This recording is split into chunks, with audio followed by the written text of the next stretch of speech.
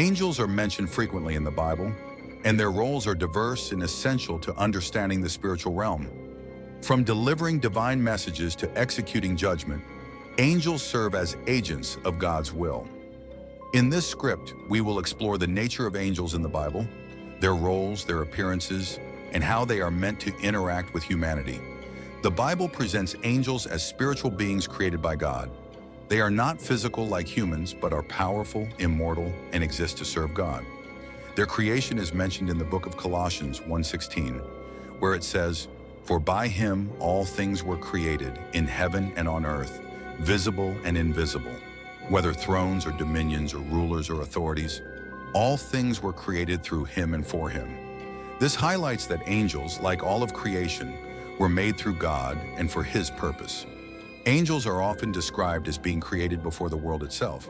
In Job 38:4-7, God asked Job, "Where were you when I laid the foundation of the earth, when the morning stars sang together and all the sons of God shouted for joy?"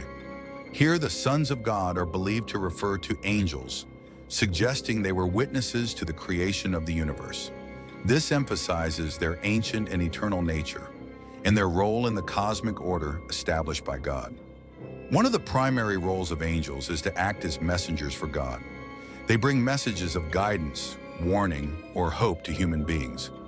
One of the most well-known angelic visitations occurs in the New Testament, when the angel Gabriel appears to Mary in the town of Nazareth to announce that she will conceive and give birth to the Son of God, Jesus Christ. In Luke 1:30-33, the angel says, "Do not be afraid, Mary, for you have found favor with God. You will conceive and give birth to a son, and you are to call him Jesus."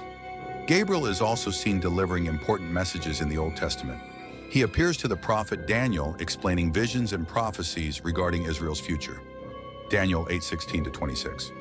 His role as a messenger of divine revelation is crucial in connecting the prophetic writings with the fulfillment of God's plans. Angels also serve as warriors and protectors. They are depicted as fighting on behalf of God's people and standing against the forces of evil.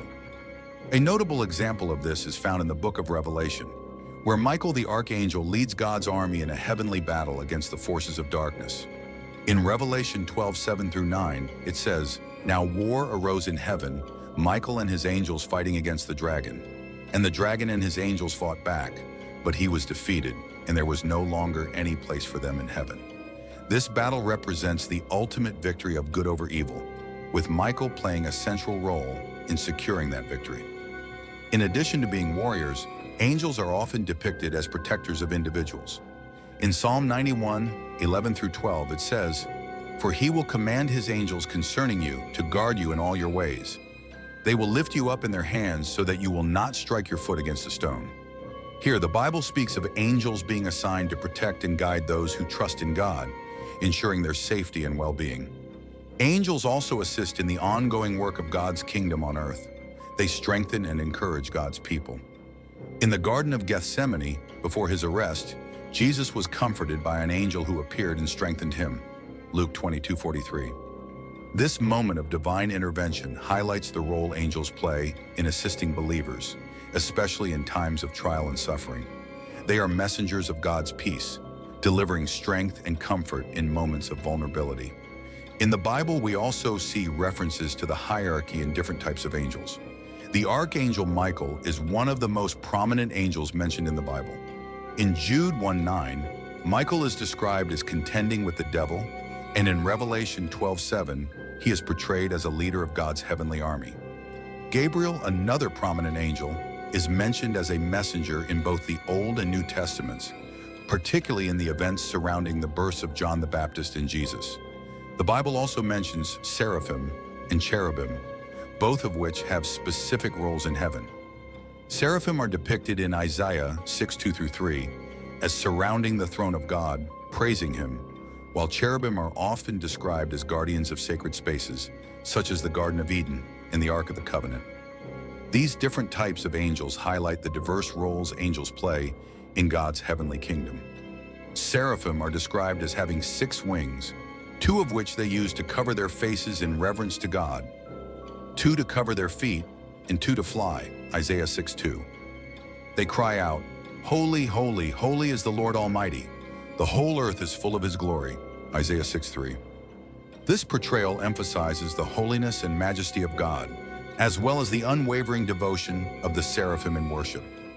In the New Testament, angels continue to play significant roles, particularly in the life and ministry of Jesus Christ. They were present at his birth, attended him in the wilderness during his temptation, and ministered to him after his resurrection. The angelic announcement of Jesus' resurrection was a pivotal moment in the New Testament story. In Matthew 28:5-7, an angel appears to the women at the tomb saying, "Do not be afraid, for I know that you are looking for Jesus who was crucified. He is not here. He has risen just as he said." Angels also have an important role in the early church. In Acts 5:19-20, an angel of the Lord frees the apostles from prison and instructs them to continue preaching the gospel. The presence of angels in the early church signifies their continued involvement in carrying out God's plan and protecting his people as they spread the message of salvation. While angels are powerful, divine beings, their role in the lives of believers is often one of guidance, protection, and encouragement. Hebrews 1:14 says, "Are not all angels ministering spirits sent to serve those who will inherit salvation?" This indicates that angels are actively involved in the lives of believers, serving as protectors, guides, and helpers in fulfilling God's purpose. Although angels are mighty, the Bible consistently points to God as the ultimate source of power and glory.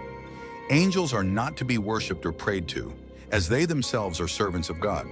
In Revelation 22:8-9, when the Apostle John is tempted to worship an angel, the angel responds, "Do not do it. I am a fellow servant with you and with your brothers and sisters who hold to the testimony of Jesus." Worship God. While angels are often viewed as majestic and awe-inspiring, their true purpose is to serve God and point people back to him. They do not seek glory for themselves, but work diligently to fulfill God's divine will on earth. In conclusion, angels are integral to the biblical narrative, playing diverse roles as messengers, warriors, protectors, and ministers of God's will. They serve God's purposes, deliver his messages, and intervene in critical moments in human history.